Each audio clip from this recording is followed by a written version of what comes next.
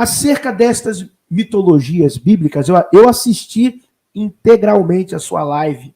Eu assisti depois, não no ao vivo, a sua última live sobre a origem do tetragrama, o senhor falando acerca do povo Sachu, né, de como eles receberam esse título do trigrama como uma designação de quem estava encarcerado no Egito.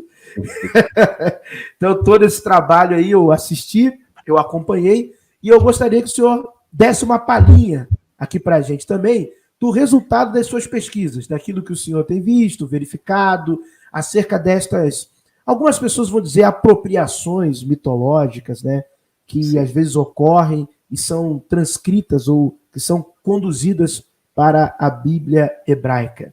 Traz algo para a gente aí, professor. Só não deixa a gente infartar, vem devagar para a gente não infartar. Vou ser bem rápido, que o pessoal já está em sala já, tá, gente? Deixa eu falar.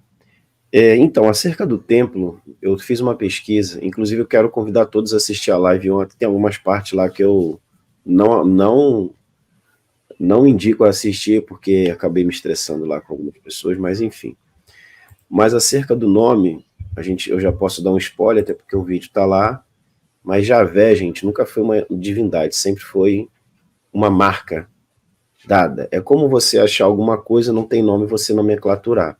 E assim foi com os Chassus.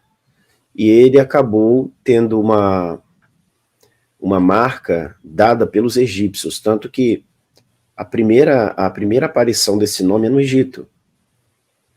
A primeira aparição do nome é no Egito. Yud-Hei-Vav, e tem o último símbolo, que é um 3, é uma espécie de um 3, é um símbolo egípcio, que o próprio...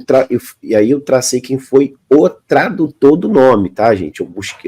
Eu peguei uma obra do Dr. Daniel Fleming, que vai estar em janeiro no meu canal, convido a todos para assistir, e ele publicou essa obra em 2020, Javé antes de Israel, olhem, e ele fala sobre essa metamorfose, até chegar a uma divindade, foi uma evolução, não foi tão simples, não foi um processo simples.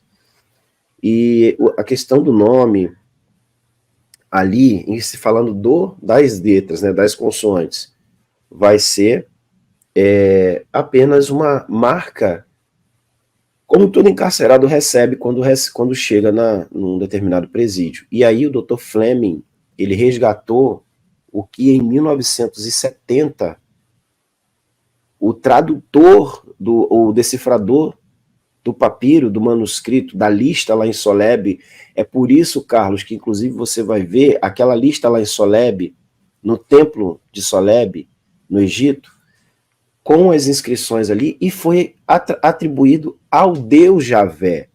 Mas não, eram apenas listas de presos. E esse foi o resgate que o Daniel Fleming trouxe, baseado no tradutor, na arqueóloga que escavou o templo. A gente não está falando Javé já no sul, como divindade. A gente está falando da primeira aparição do nome, de onde ele se originou. De onde veio, de onde se originou, exatamente. O Javé. É isso. A gente não está falando lá em Judá, não, esquece, a gente está falando de onde ele veio. Quando os egípcios capturaram os Chassu, eles colocaram terra Chassu e deram um nome, Yavé. Só que Yavé, aí sim, eu não vou dar spoiler, porque aí eu vou falar do nome, o que quer dizer e como se divinizou, aí já é outro processo, aí eu não vou dar spoiler. Entendeu? A gente pode até fazer aqui uma live aqui, a gente abrir o material do Fleming e destrinchar para você ver que ele fez uma investigação, digamos assim, é como se você fizesse um transplante de coração, cirúrgica, bem cirúrgica mesmo. Só que Javé, gente, eu posso falar porque a live já está lá, nunca foi uma divindade, um nome sagrado. Era um nome dado para presidiários. Para muitos isso aí é uma bomba, hein? Olha Sim. aí. Gente, eu vou ter que sair. Sobre o templo, se der tempo, se você estiver na live aqui, eu não quero atrapalhar, eu volto aqui. Deixa eu ir lá, pessoal. Um abraço. Obrigado, professor. Eu que agradeço, professor. Eu vou marcar uma live Você acredita? Eu tenho o livro do Daniel Fleming, mas eu não li ainda. Acredita nisso? Eu tenho o PDF, mas eu não li ainda.